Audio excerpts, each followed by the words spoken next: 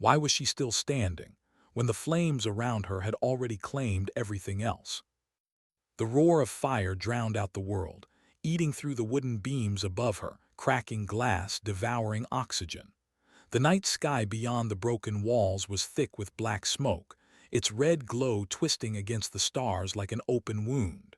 Somewhere in the distance, a child was crying. Somewhere closer, a soldier cursed under his breath, trying to move a beam that had pinned his leg. She should have collapsed already.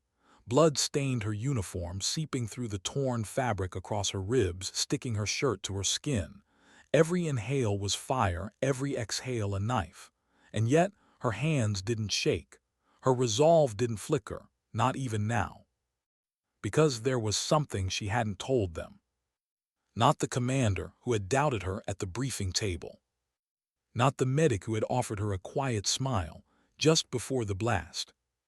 Not even the man she dragged out of the inferno a moment ago, who now sat gasping, his eyes wide with disbelief that she'd chosen him over herself. No one knew why she was still here, why she refused to fall. Her name was Captain Mara Vance, and she had promised someone, years ago, that she would never walk away. The fire hissed louder, pressing closer. Her ears rang with the fatting echoes of the explosion that had ripped through the compound. She remembered the moment just before it hit, the silence at the edge of dawn, the air sharp with desert chill, her pulse steady as she checked her rifle one last time. The mission was supposed to be simple, a standard extract. Get the civilians out before the insurgents returned. But there was nothing simple about the way fate twisted itself. Now the team was scattered. The comms were down. Half the compound was ash, and she was standing in the middle of it, carrying a weight no one else could see. She pulled the pinned soldier free with a grunt that tore through her chest, the pain almost making her black out. He groaned but managed to hobble toward the broken archway, coughing smoke. She didn't follow. She stayed, her boots rooted in the rubble. Why? Because she was still listening. Through the crackle of flames, through the shouts and chaos, she strained her ears for something. Something softer, a voice that might not even be real.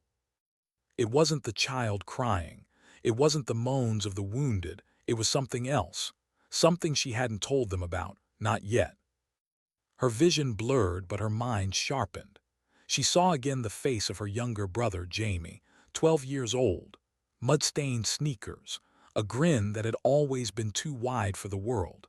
She promised him, when the house burned down all those years ago, that no one would ever be left inside while she still breathed. And that promise, it still ruled her. She turned her head, coughing hard, scanning the fractured rooms around her. The civilians had mostly escaped. The team was regrouping, but Mara knew there was still one voice missing. She had heard it before the blast, a woman's, whispering in fear, calling for help. She couldn't walk away. Not while that voice was still inside. Hours earlier, no one had expected this from her. At the morning briefing, Mara had been the one standing off to the side. Her hair tied back tight, her uniform plain, her posture rigid but uninviting. She didn't speak much. She never did. The younger soldiers barely noticed her, except when her eyes cut across the room, eyes that carried a weight heavier than rank. "Captain Vance, you'll secure the East Wing with Carter," the commander had said, without looking up from the map. His tone had been dismissive, like she was just a placeholder in the plan. Some of the men whispered, "She doesn't talk much, does she? Cold as stone, always alone." Mara had heard it all before. She never answered. Words never convinced anyone. Actions did. But when Carter had leaned over to her after the briefing, his voice low, almost kind, she'd felt the faintest sting of something she hadn't allowed herself in years. "You okay with this? East Wing's messy," he'd said. Her reply had been simple, "I've seen messier." She didn't tell him the truth, that the East Wing would place her closest to the voice she had already heard during reconnaissance, a faint radio intercept, a woman trapped, a prisoner maybe, or maybe just a ghost of her imagination. No one else on the team had noticed it, and she hadn't shared it.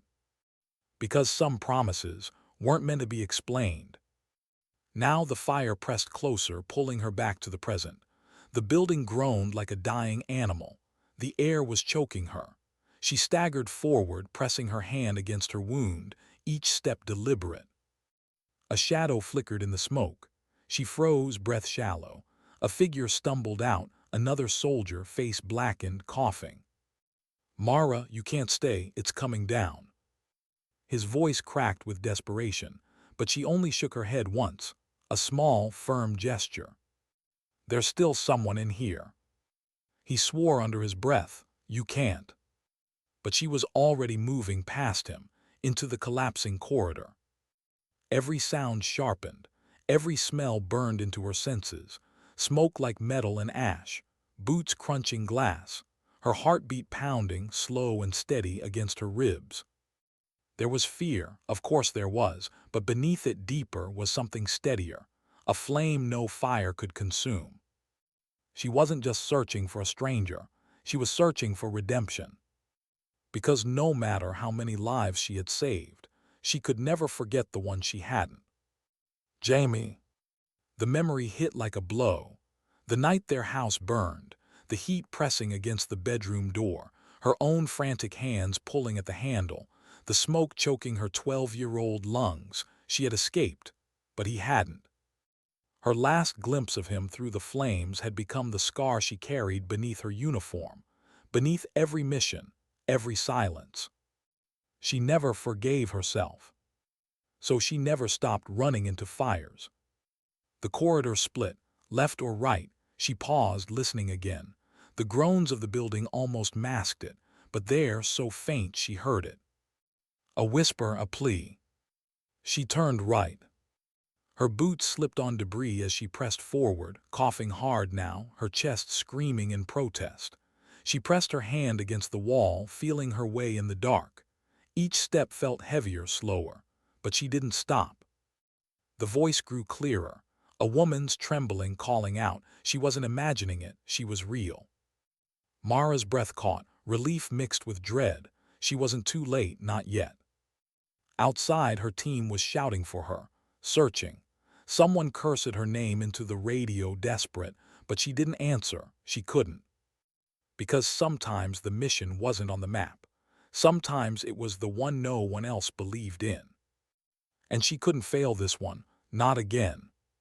When she found the woman, half buried under a beam, eyes wide with terror, blood streaking her face, Mara dropped to her knees without hesitation. The beam was too heavy. Her ribs screamed as she tried to lift it. For a second, it felt impossible.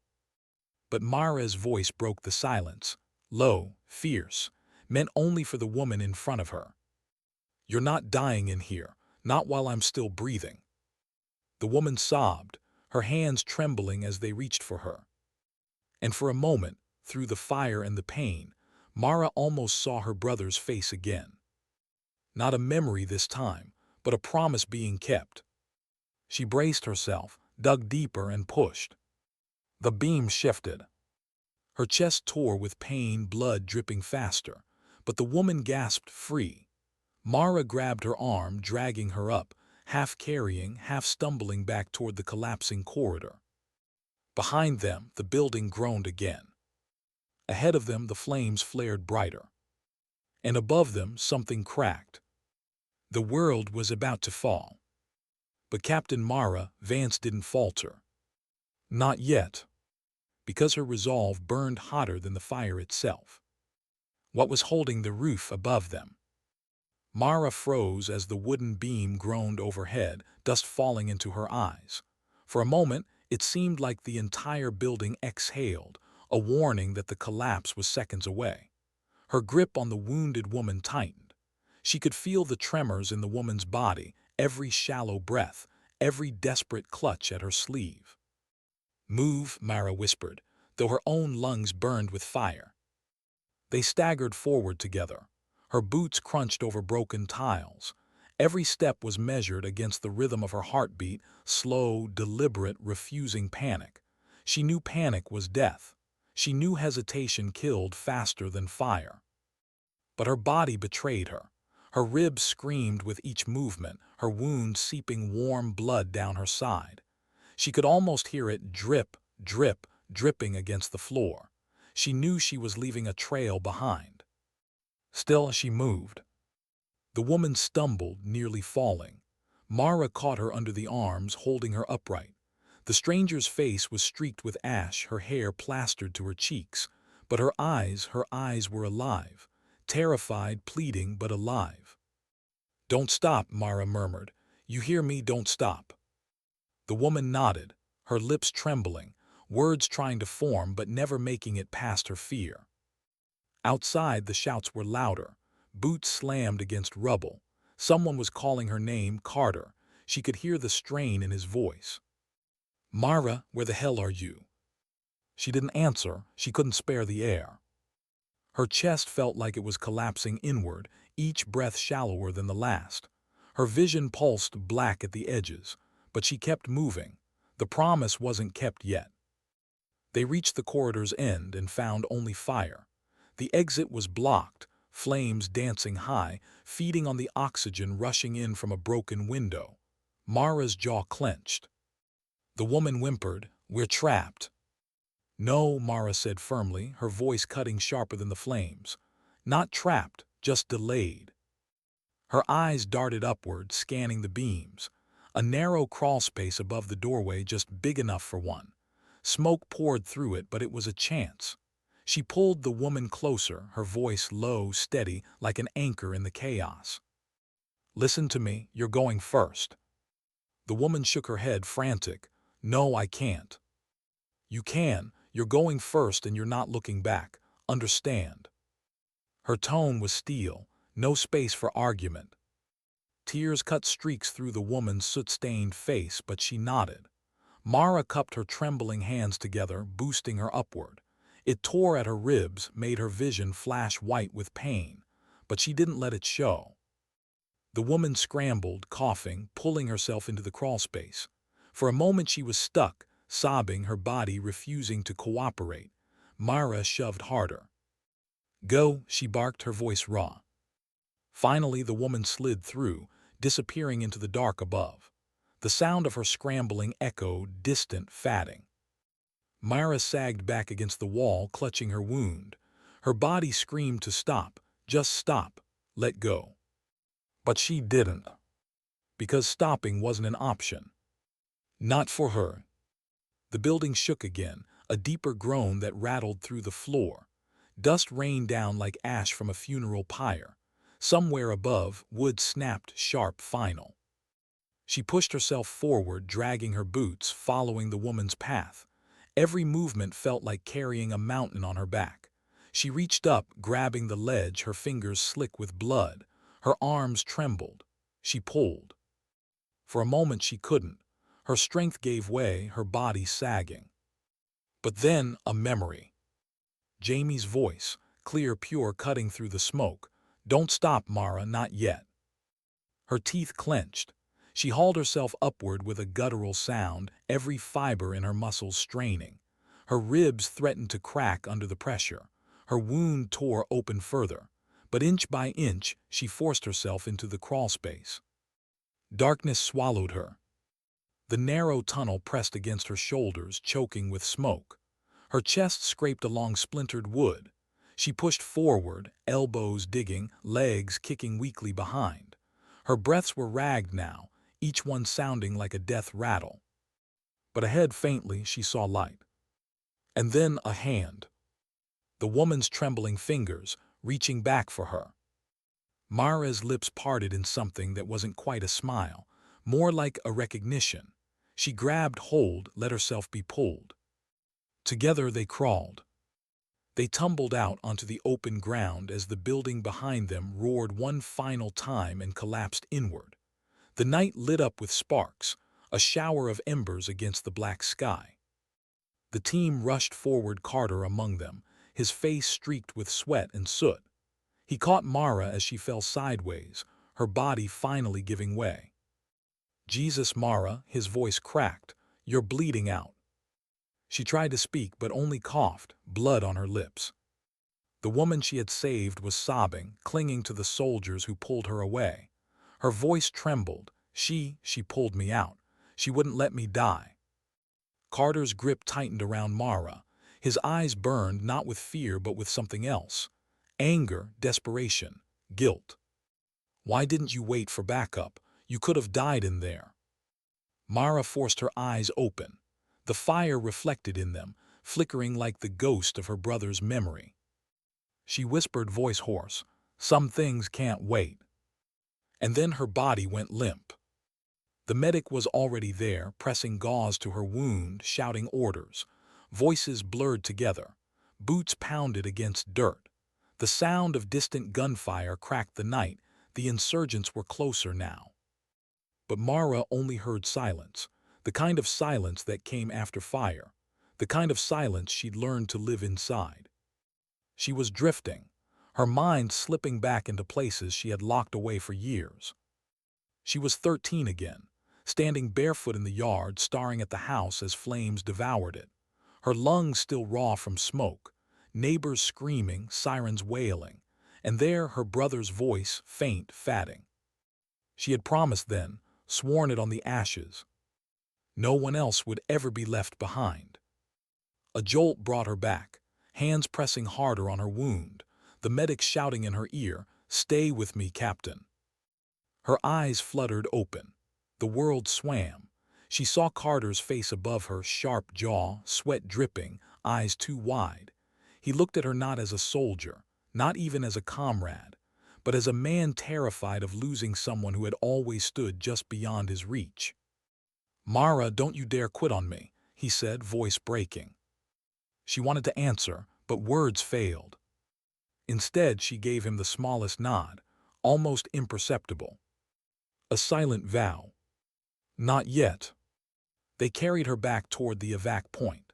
The civilians were being loaded into vehicles, their eyes hollow, their bodies shaking.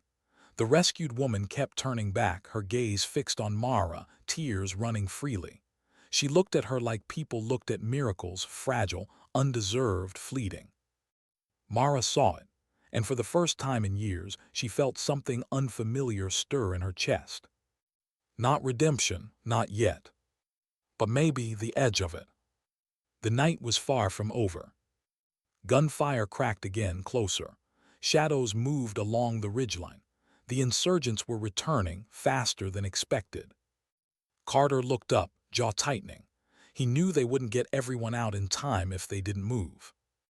Mara, barely conscious, caught the look in his eyes. She forced her lips to move, her voice just a breath. "Don't hesitate." His eyes widened. "Mara, you need." "Go," she whispered. "Protect them, I'll be fine." It was a lie. They both knew it. But it was the kind of lie soldiers told to keep others moving. And Carter, he obeyed. They loaded her into the last vehicle. The medic still pressing hard, Carter climbing in beside her, rifle in hand, scanning the horizon. The engine roared. The convoy lurched forward. Behind them, the compound was nothing but flames. Ahead of them, miles of hostile territory. And Mara, bleeding into Carter's lap, her mind slipping between fire and memory, between promise and silence, whispered only one thought to herself. This isn't over, not yet. The desert wind howled outside, carrying smoke and ash into the night. Inside the rattling vehicle, Captain Mara Vance's eyes closed again. But her resolve, even bleeding, even broken, still burned hotter than the flames she had walked through. How long had she been drifting in and out? Mara's eyes opened to the harsh sway of the armored vehicle. The roof rattled with every bump, the suspension groaning as wheels slammed through deep ruts in the dirt road. The medic hovered over her, his gloved hands pressing relentlessly into her side. The pressure burned, but she was too weak to fight it. Outside, the desert night roared past in streaks of dust and headlights. Gunfire cracked at their rear, faint but edging closer. Every sound was a reminder they weren't safe yet. Her mind tried to sharpen, to anchor itself, but she felt herself slipping, drifting between the moment and memory. She forced herself to focus on the present, on Carter's voice. "Stay awake, Mara, you hear me." She turned her head weakly. Carter sat beside her, rifle angled across his lap, eyes locked out the small armored window. His jaw was clenched so hard she could see the muscle twitch. His free hand rested near hers, not touching, but close enough that she could feel the tremor of restraint in him. Her lips parted, voice barely audible, still giving orders. For the first time since the compound fell, Carter's gaze flickered toward her. Relief crossed his face for just a second, like a crack in armor. Then it was gone. "Someone has to. You're not exactly in command shape right now." Mara almost smiled, but the pain stole it away. She closed her eyes again, letting the rattle of the vehicle wash over her. The convoy jolted to a stop. Soldiers shouted outside, the sound of boots crunching gravel, engines idling low. Mara forced her eyes open. Her vision swam, but she could make out shapes through the open rear hatch. They'd reached a checkpoint, a ruin of stone walls half standing in the desert, a place that had once been a village but was now nothing more than cover. The civilians were pulled out first, herded toward the center, their bodies shivering from fear more than cold. The rescued woman clutched her torn shirt closed with trembling fingers, glancing back again and again toward Mara as if tethered to her by something unseen. The medic shifted, leaning close. "Captain, we need to move you to cover." Mara shook her head slightly, though it sent fire across her ribs. "Civilians first." The medic hesitated. He wanted to argue, but Carter cut in. His voice was firm, carrying the tone of command even though it wasn't his to carry. "Do it. She won't let you put her first. Get them in position." The medic cursed under his breath but obeyed, motioning for others to help the civilians. Carter leaned closer, his voice dropping just for her. "You're going to bleed out if you don't let him stabilize you." Mara's gaze locked on his. Despite the blur of pain, her eyes were steady. "I'll hold." Carter exhaled sharply, frustrated. "You always think you can carry more than humanly possible. You're going to kill yourself one day." Her answer was almost a whisper, "Not today." Gunfire echoed again, closer. Shadows moved on the horizon. The insurgents were pursuing. Mara heard the soldiers shouting, weapons being checked, sandbags thrown into rough positions. The air thickened with tension, a storm gathering at the edges of night. Her body wanted to collapse into silence, but her mind sharpened. She couldn't fade now, not when they were still vulnerable. She pushed her elbow against the metal floor, forcing herself up despite the medic's protest. The motion ripped through her chest, but she swallowed the pain. She scanned the ruins, the frightened civilians, the half-prepared soldiers. They weren't ready, not for what was coming. Her breath shook as she looked at Carter. "We don't have enough cover. They'll pin us down here." Carter's brow furrowed. "What are you saying?" Her voice came ragged but sure. "We move before they circle us. West Ridge, higher ground." The medic snapped. "She's delirious. She can't even stand." But Carter didn't dismiss her. He knew her too well. He watched her eyes, the way they cut through the haze, focused not on herself but on the field around them. "West Ridge," he pressed. She nodded weakly. "They'll flank from the east. Always do, you know it." A beat of silence. The medic looked ready to explode, but Carter only clenched his jaw, then barked orders. "West Ridge, move the civilians now." You heard her move. The soldiers obeyed. Reluctant, hurried, but they obeyed. And as the convoy shifted west, under the blanket of stars, Mara allowed her body to sag back against the metal. Her breath trembled out of her. She bought them a chance. The climb to the ridge was brutal. Vehicles strained, gears grinding as wheels chewed at loose stone. Dust clouds rose around them, choking, blinding. Soldiers moved alongside on foot, pulling civilians, urging them faster. The rescued woman stumbled, nearly collapsing. One soldier caught her, swore under his breath, dragged her up. Mara watched through the haze of pain. Every detail seared itself into her mind, the terror in the civilian's eyes, the exhaustion in her soldiers' steps. Human moments. Fragile moments. She thought of Jamie again, how young he had been, how helpless, how easily life could be stolen. The ache in her chest deepened, not from the wound but from the memory. She had never told anyone about him, not Carter, not her unit. It was her private ghost, her private burden. But now she wondered, how much longer could she carry it alone? By the time they reached the ridge, the insurgents were visible below, dark shapes moving like a tide across the desert. Muzzle flashes sparked, bullets whining through the night air.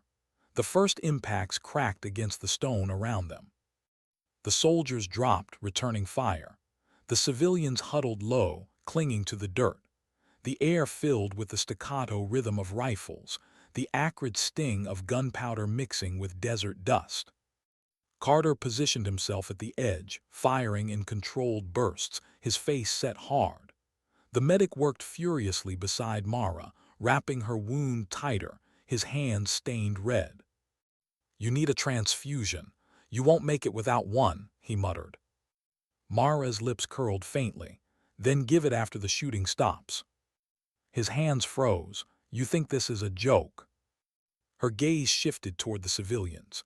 The rescued woman's wide eyes met hers, trembling but alive. Mara let out a long, painful breath. "No, just priorities." The firefight raged.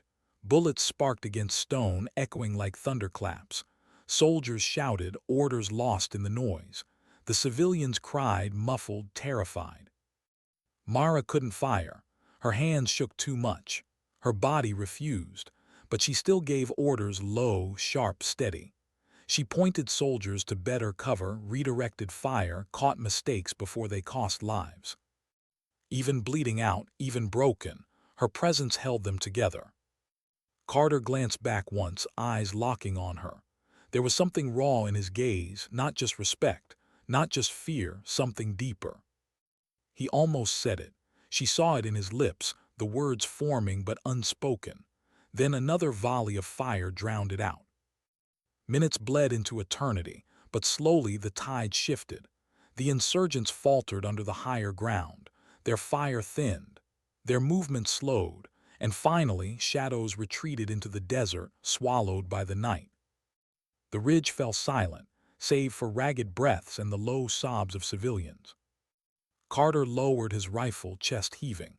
His shoulders sagged as he turned back. His gaze landed on Mara, pale, trembling but still upright. The medic shook his head. "She won't last much longer." Carter knelt beside her, his hand finally closing over hers. His voice was low, rough.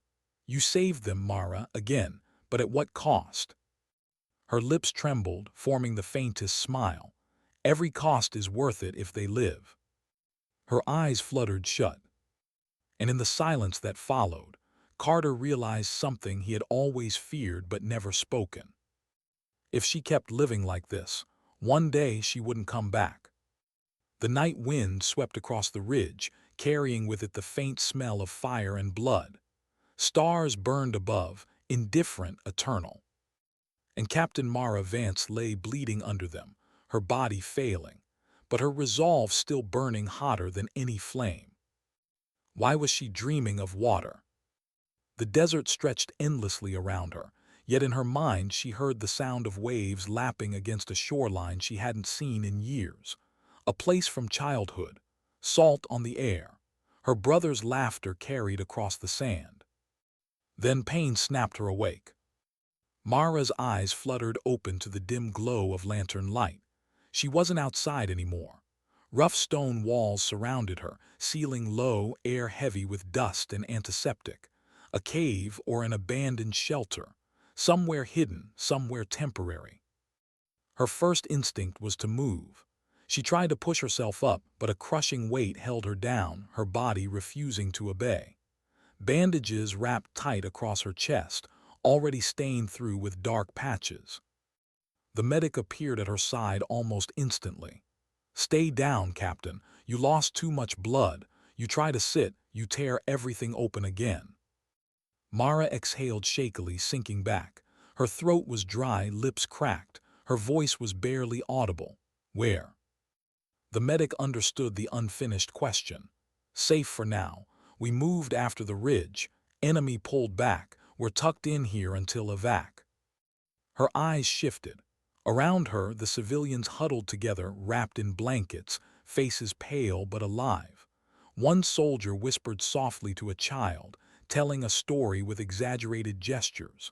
Another cleaned his rifle in silence, jaw tight. And at the far edge, half hidden in shadow, Carter sat with his back against the wall. His rifle rested across his knees, but his head was bowed, eyes closed. Exhaustion etched into his frame. Relief washed through Mara, though she tried not to show it. She turned her face back toward the stone ceiling. Alive, they were alive. But for how long? Hours passed in a haze. Mara dozed, drifting in and out. Sometimes she heard gunfire far away. Sometimes only the low murmur of soldiers trading words too soft to catch. Once, she caught a fragment. Shouldn't have made it this far. She keeps bleeding, don't think. Voices trailed off when they noticed her eyes open. She closed them again. She didn't need their pity. She needed strength. But it wasn't there, not like before. For the first time in years, she felt something unfamiliar creep in. Not fear of death, not fear of pain, something heavier. The fear of failing them.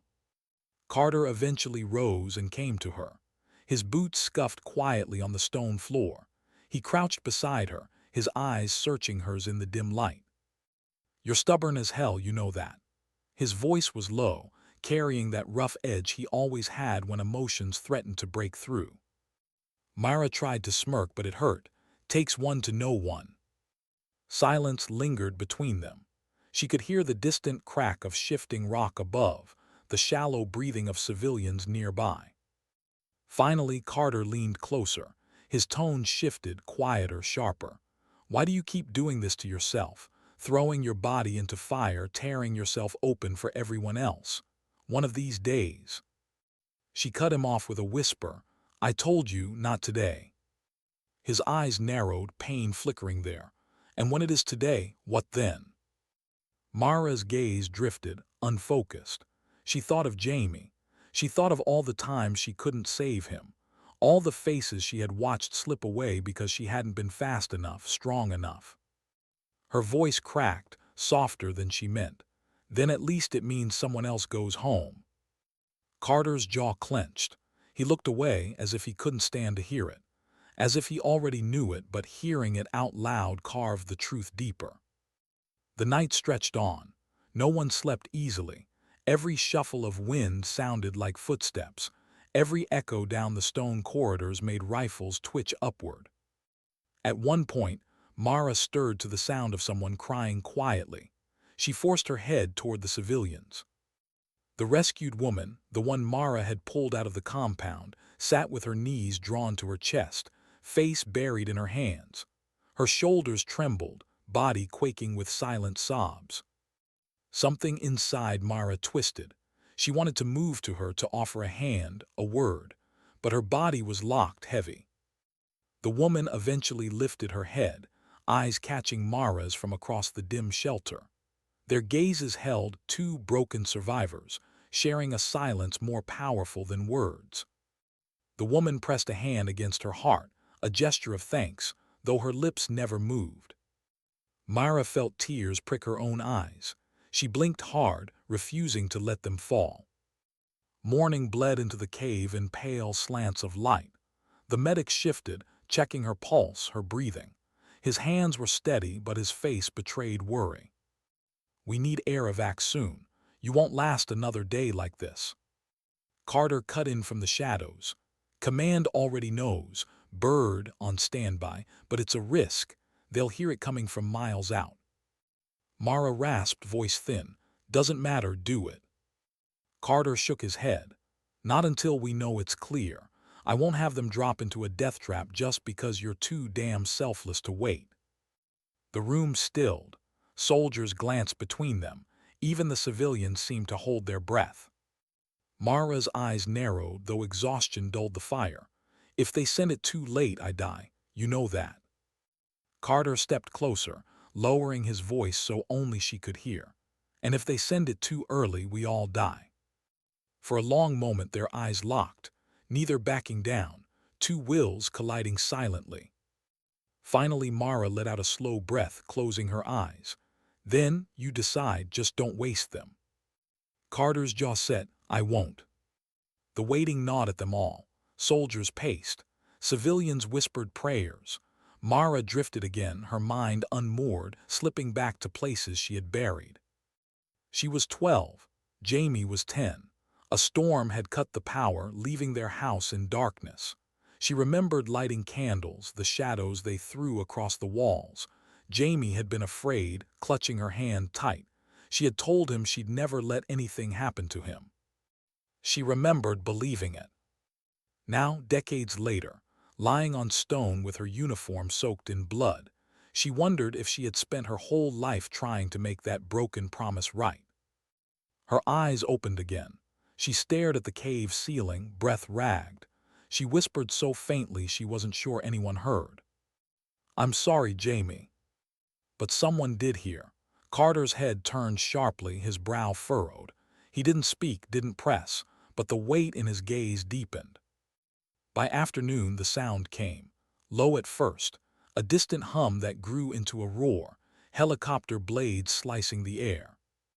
The civilians stirred, relief sparking across their faces. The soldiers shifted into readiness, grabbing gear, checking rifles. Mara's heart pounded, relief and dread colliding. This was their way out, or their final trap. Carter raised his voice, cutting through the chaos. Positions, keep the perimeter tight, no one fires unless I call it. The helicopter thundered closer. Dust whipped into the cave, stinging eyes, choking lungs. Mara forced her head up, every muscle screaming. She saw the rescued woman clutching a child tight. She saw the medic prepping her for transport. She saw Carter's silhouette framed in the sunlight at the cave mouth, rifle ready, waiting. And she felt it, that tension in the air, the kind that only came before blood. Because she knew. The enemy had heard it too. And they were coming. The first shot cracked through the air, then another. The world erupted in chaos. Soldiers shouted, bullets sparked against stone. The helicopter hovered above, its side gun barking down at advancing figures. Mara tried to rise, but the medic pinned her down. Don't move, you'll rip yourself apart. Her voice came hoarse, desperate. I need to. No, you can't. Her body betrayed her anyway. She couldn't rise, she couldn't fight, she could only watch. Through the chaos she saw Carter, at the front, exposed, rifle spitting fire, his voice a raw command keeping everyone together. Every instinct in Mara screamed, not fear for herself, fear for him. Because in that moment, as bullets tore through the air and dust swirled like a storm, she realized something she had buried for years. It wasn't just duty binding her here. It wasn't just ghosts driving her forward. She cared for him, more than she had ever allowed herself to admit. And if he fell today, if he fell because of her, she didn't know if she could survive it. The firefight roared, each second stretching longer than the last. Mara's blood burned in her veins, her chest rising and falling with shallow, painful gasps. She wanted to scream, to stand, to fight. But all she could do was lie there and feel her resolve burning hotter than the flames, praying it was enough to keep them all alive one more time. Why was Carter still standing? The firefight thundered at the cave mouth, bullets snapping like angry hornets through the dust-filled air, yet he moved with a rhythm that seemed carved from instinct. Mara's blurred vision tracked him as he leaned from cover, fired a burst, ducked back, then shifted position before the enemy could pin him. His voice rose above the chaos, cutting orders sharp and steady. He should have been dead 10 times over already, but he was. And it terrified her. Because fate wasn't that kind. The helicopter roared overhead, its rotors blasting the desert floor into a storm of grit. The gunner unleashed short, controlled bursts at shapes advancing from the ridge below, suppressing but never stopping them. More shadows poured in, their numbers too many, their voices carried on the hot wind. The civilians screamed, pressed flat against the cave walls. Soldiers fired back, the crack of rifles deafening, the air thick with cordite. The medic hunched low over Mara, shielding her with his own body, though she cursed him for it. She hated this, being flat on her back while others carried the weight. Every instinct in her screamed to fight, to move, to stand. But she couldn't. Her strength had bled out into the desert sand hours ago. So all she could do was watch and fear. A scream ripped through the cave. One of the younger soldiers staggered back from the line, blood blossoming across his thigh. His rifle clattered against the stone. Another soldier dragged him down, pressing cloth hard against the wound. Mara's gut clenched. She recognized the boy, Private Ellis, barely 20, always quiet at the fire pit, always scribbling letters home instead of joining jokes. He had once shown her a picture of a girl with a wide smile tucked into his helmet liner for luck. And now he was gasping for air, eyes wide, fighting panic. Mara's hand twitched, desperate to reach him. She whispered hoarsely to the medic at her side, "Help him, forget me." The medic shot her a look. "You're bleeding out if I leave you." "Do it." Her tone cut like steel despite the weakness. The medic hesitated, then swore under his breath and crawled toward Ellis, dragging his kit with him. Mara lay there, chest heaving, pain a wildfire under her ribs. Every beat of her heart felt stolen. But she couldn't look away. She wouldn't, not while her people fought. The rescued woman, the one from the compound, crawled closer to Mara, eyes wide, hands trembling.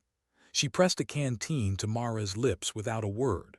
Water spilled against her chin as she tried to sip, but some made it past her throat, cooling the fire there. Their eyes met again. The woman's gaze carried both terror and something stronger, gratitude, devotion almost. Mara swallowed hard. "Stay low." The woman nodded quickly, retreating back to the civilians. Even half dead, Mara realized people still looked to her, expected from her, drew from her. The weight pressed heavier than the wound itself. Carter's voice cut through the smoke. 2 o'clock, move, cover fire. The squad shifted, bullets snapping from new angles. Carter fired, then ducked, reloaded, his movements precise even in chaos. Then a rocket whooshed through the air. It struck the ridge just below the helicopter. The explosion rocked the cave, stones showering down. The helicopter lurched, engines screaming, pulling hard skyward. The gunner swore, strafing fire wildly before the bird veered off, out of immediate range. The air fell heavier, quieter, almost suffocating. Because now they were alone again. The civilians whimpered, soldiers cursed. Carter's jaw tightened, but his voice steadied them. "Hold the line, bird will circle back, just hold." But Mara knew the truth. The insurgents would press harder now, knowing the sky was theirs again. Her breath caught, she whispered to no one but herself, "We won't hold." A shadow moved at the corner of her vision. The rescued woman again, crawling toward her with something in her hand. Mara blinked, focusing through the haze. "A pistol." The woman pressed it into Mara's palm, her hands shaking but steadying enough to close Mara's fingers around the grip. Mara stared at her, stunned. The woman only whispered, voice raw, "You saved me, now fight."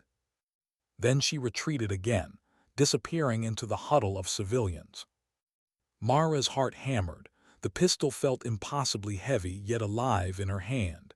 She wasn't strong enough to aim, not really, but it was something. A fragment of control returned. And with it a spark. Minutes blurred into eternity. Gunfire roared, shouts echoed, stones splintered around them. The air reeked of smoke and blood. Mara drifted between clarity and haze, her body screaming for rest but her mind refusing to let go. Then Carter broke cover to drag Ellis farther back. It happened in slow motion. He ran, grabbed Ellis under the arms, heaved him toward safety. Bullets tore the ground around him. One clipped his shoulder, his body jolted, but he kept moving. Myra's chest seized. A cry tore from her throat, hoarse, wordless. The pistol in her hand lifted weakly, almost by instinct. She squeezed. A shot cracked, wild, but it forced one insurgent to duck, buying Carter half a heartbeat. He stumbled into cover with Ellis, blood streaking his arm. Their eyes met across the chaos. His shocked, hers blazing with a fire she didn't have the strength for. And in that instant, without words, everything unsaid between them screamed louder than the gunfire. The fight dragged on. Bodies pressed against stone, dust choking lungs. Every second was survival scraped raw. Then another sound cut through. The helicopter again, faint at first, then swelling, louder, closer. Cheers broke from the soldiers. Hope flared wild. The civilians lifted their heads, eyes shining with desperate belief. Carter snapped orders, pulling them into tighter formation. Get ready, they'll push harder before it lands. And he was right. The enemy surged, a wave of shadows and fire. Bullets hammered the ridge. The cave shook with the force. Mara forced her pistol up again, arm trembling. She fired once, twice. She didn't even know if she hit. She only knew she couldn't stop. Not now, not when they were this close. Her body screamed, each recoil tearing fire through her chest. But she kept going, kept pulling the trigger until the slide locked back empty. Only then did her hand fall limp, the pistol clattering from her grasp. Her breath came shallow, broken, vision tunneling. But she saw it, the helicopter descending, wheels touching dirt, soldiers rushing civilians aboard. They were going to make it. Carter appeared over her, his face hard but his eyes burning. He shouted for the medic, shouted orders, but his voice broke when he leaned closer. You're going on that bird, Mara. You hear me? You're not dying here. She tried to smirk, though it barely formed. Bossy. His hand gripped hers, tight, shaking. Don't joke, not now. She blinked slow, fighting to hold his gaze. Her lips barely moved. Told you, not today. The medic and Carter lifted her, half carrying, half dragging. Every step jolted agony through her, but she didn't scream. She kept her eyes on the civilians boarding ahead of her. She watched the rescued woman clutching the child as they climbed, safe. That was enough. The roar of the helicopter swallowed everything as they hauled her aboard. Soldiers piled in after, pulling doors shut. The bird lurched skyward, bullets sparking against its hull before it lifted clear. The ground fell away. The cave, the ridge, the desert battlefield below. Mara sagged back against the floor, eyes closing. For the first time in hours, she let the darkness take her. And Carter's hand never left hers. Far below, flames licked the desert. Smoke curled upward, chasing but never catching. And above it, carried in steel wings, Captain Mara Vance bled in silence, her uniform stained deep, but her resolve still burning hotter than the fire left behind. Why did the silence after the blast feel heavier than the noise itself?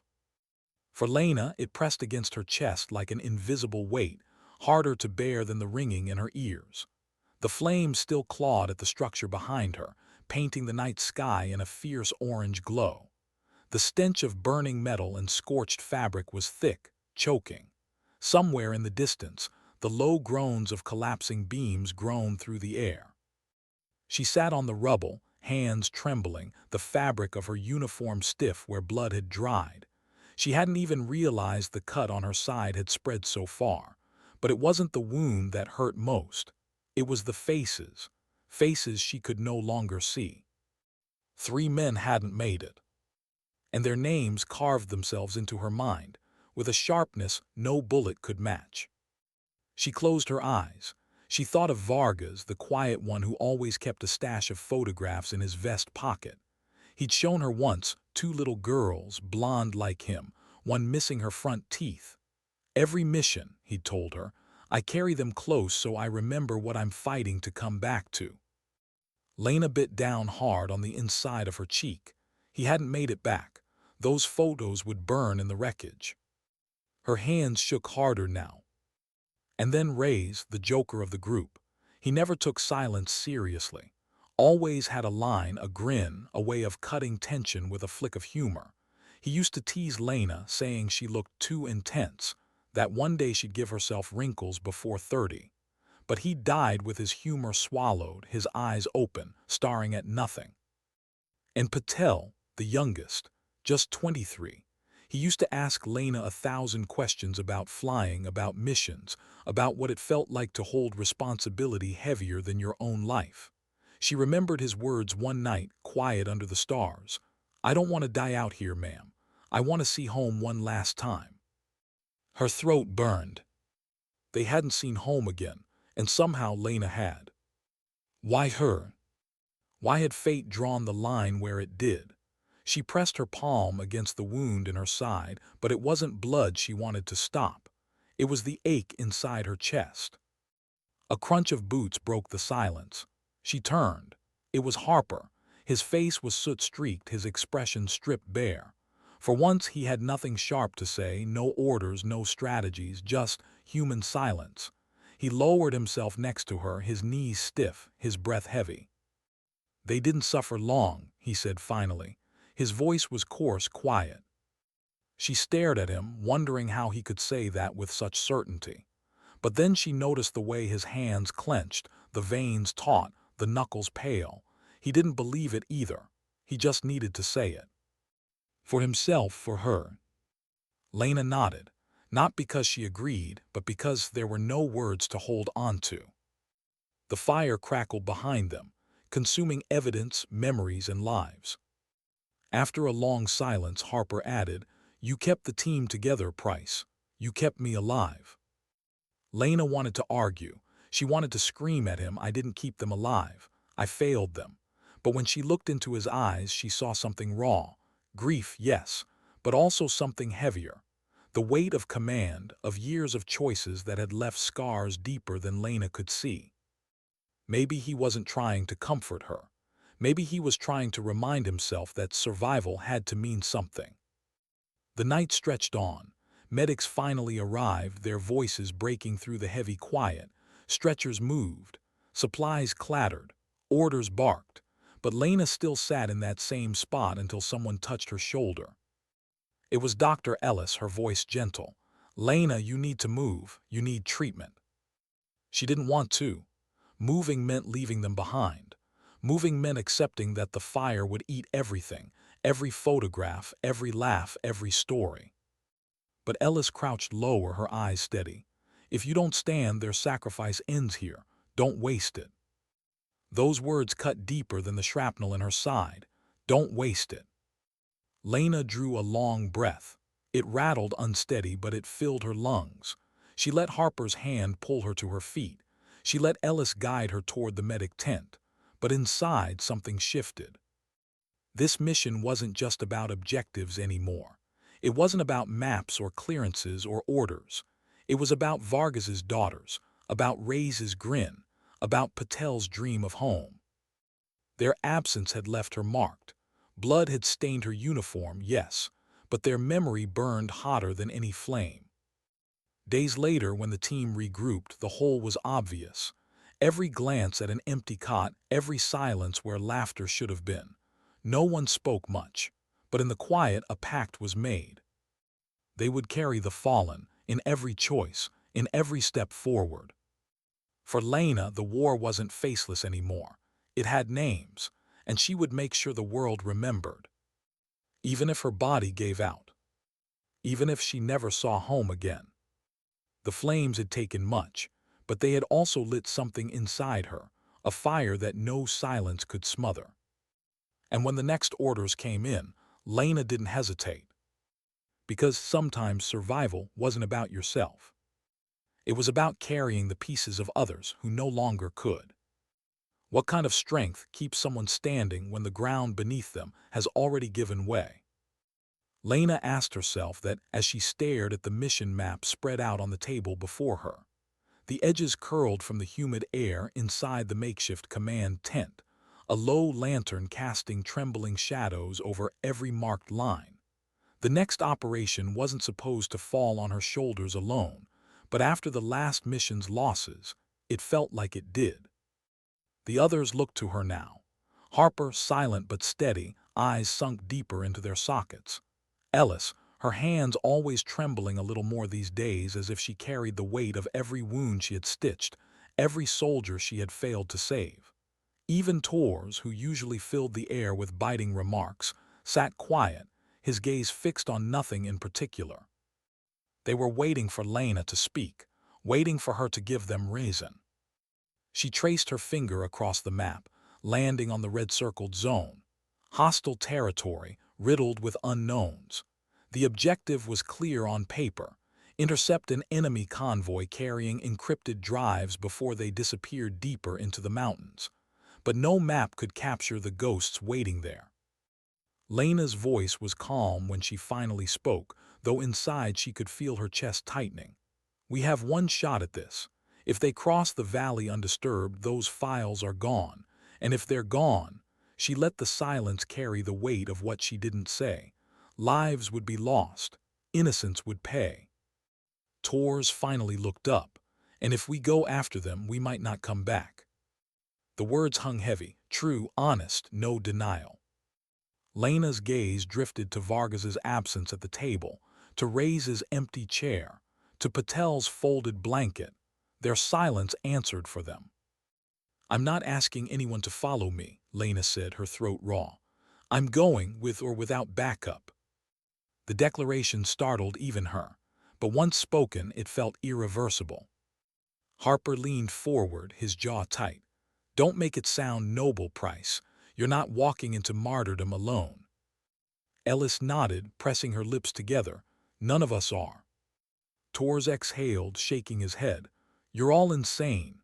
He paused, then added softly, "But so am I." For the first time in days, a flicker of something close to unity stirred in the room.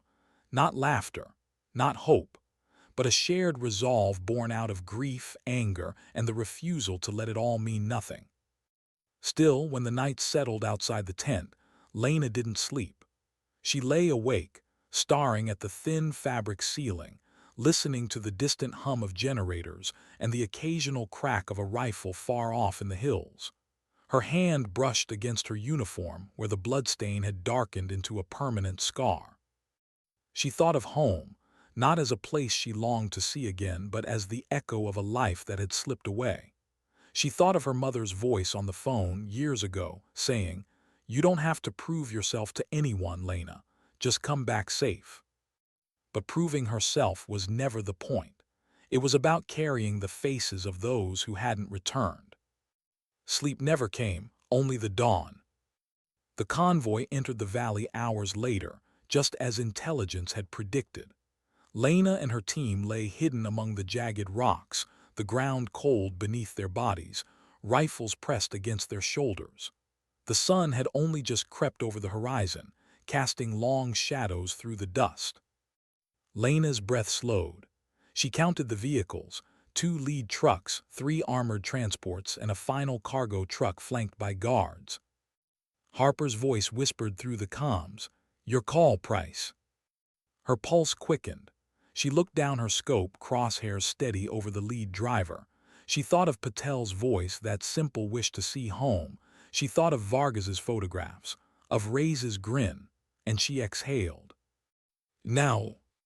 The first shot cracked through the valley, sharp and decisive. The driver slumped forward, the truck veering violently before crashing against the rocks. The sound of screeching metal filled the air as the convoy scrambled. The ambush erupted. Gunfire answered from every direction, echoing like thunder between the cliffs. Dust exploded upward, stinging Lena's eyes, filling her throat. Her rifle recoiled against her shoulder as she squeezed the trigger again and again, each round measured, deliberate. Harper's voice cut through the chaos, issuing orders, his tone fierce but composed. Tor's unleashed cover fire with precision bursts, keeping the enemy pinned down. Ellis, though armed only lightly, dragged a wounded soldier behind cover, her hands slick with blood yet steady. Lena moved like her body wasn't her own. Every motion was instinct. Duck, fire, roll. The world blurred into fragments. The crack of bullets splitting stone, the heat of the sun burning against her back, the metallic taste of adrenaline on her tongue. At one point, an enemy soldier broke through the flank, rushing toward Ellis. Lena saw him. Her rifle was empty. Without thinking, she lunged, pulling her sidearm free. The shot echoed. The man collapsed mere feet away. Ellis met Lena's eyes, gratitude flashing through her expression before she turned back to her patient. But it wasn't over. The rear cargo truck roared to life, tires spinning as the driver tried to push through the blockade. The drives, the mission. "Price," Harper's voice barked. She was already moving, sprinting across open ground, her lungs burning, her side screaming where the old wound reopened. Bullets whizzed past her, snapping into the dirt. She ignored them. She reached the truck, grabbed onto the side, and hauled herself up onto the step as it lurched forward. Her fingers clawed for the door handle. The driver cursed in a language she only half understood, swinging a pistol toward her. Lena didn't hesitate. She fired once, the shot ringing inside the cab. The truck swerved wildly, nearly throwing her off. But she held on, yanked the door open, and climbed inside. The world narrowed to the roaring engine, the smell of diesel, and the blaring sound of her heartbeat. She kicked the driver's body aside, seized the wheel, and wrenched it left. The truck plowed into a ditch, shuddering to a halt. The sudden stillness hit harder than the chaos. Her ears rang, her hands shook. She sat there, gripping the wheel, chest heaving. Behind her, Harper and Tors cleared the last of the resistance. The valley fell quiet, the echoes fading into memory. When the dust finally settled, Harper appeared at the truck door. He looked at her for a long moment, sweat, blood, dirt streaking both their faces. "You all right?" he asked. Lena didn't answer right away. She glanced at the seat beside her where the driver had fallen, at the blood spattered across the dashboard, at her own trembling hands. Then she looked at Harper and her voice was low. "We got them." He nodded, eyes heavy. "Yeah, we did." But as they retrieved the drives and regrouped, Lena knew the victory didn't feel like triumph. It felt like survival carved out of loss. And though she stood among her team, something inside whispered the same question she couldn't silence. How many more ghosts would she have to carry before this war ended? What if silence was the last gift she could give them? The night after the convoy, Lena sat alone at the edge of the valley. The fires from the wrecks had burned out, leaving only smoldering wisps curling upward into the dark. Stars scattered the sky above her, cold and indifferent, as if the world beyond this war had no idea what had just been bought and lost in this place. Her rifle lay across her lap, but her hands didn't move. They were still raw from gripping, still trembling from pulling triggers that had ended lives and saved others. Every motion from the day replayed behind her eyes, the driver's last glance, the snap of bullets tearing stone, Ellis's bloodied hands as she refused to give up on a wounded man. Lena pressed her palm against the fabric of her uniform. The dried blood there was hers and not hers. It didn't matter anymore. It was all the same now. She thought of Vargas's daughters, of Ray's grin, of Patel's quiet wish. Their voices still lingered in her memory, louder than the silence around her, and she realized something she hadn't let herself before. She wasn't fighting to come home. She was fighting so they could live on, so their names didn't disappear in some forgotten field report, buried under the dust of history. Behind her, faint footsteps approached. Harper. He didn't speak right away, just stood there, watching the horizon where the faintest line of dawn threatened to break. Finally, his voice cut through the night, low and rough. "You saved us today. You saved more than you know." Lena shook her head. "And I lost more than I can carry." His silence was long. Then, that's the war price. You never stop carrying, you just learn to walk with the weight. She looked up at him, and for the first time she saw not just her commander but a man who had been walking under that weight for years, long before she arrived. His scars weren't visible, but they were there, deep. Ellis joined them a moment later, her hands still stained faintly red even after endless scrubbing. She lowered herself beside Lena and exhaled. I told myself once I wouldn't get attached to soldiers, that it would make the job easier. She shook her head. Turns out, detachment just makes the grief worse. Lena placed her hand gently over Ellis. For once, no words were needed. Tors wandered up too, his usual sharpness dulled. He dropped onto the dirt with a groan. You all look like you're about to start writing poetry. His voice cracked slightly, betraying the pain he thought he could hide with humor. Lena allowed herself the faintest smile. For a moment they were all human again. Not soldiers, not survivors, not ghosts, just human.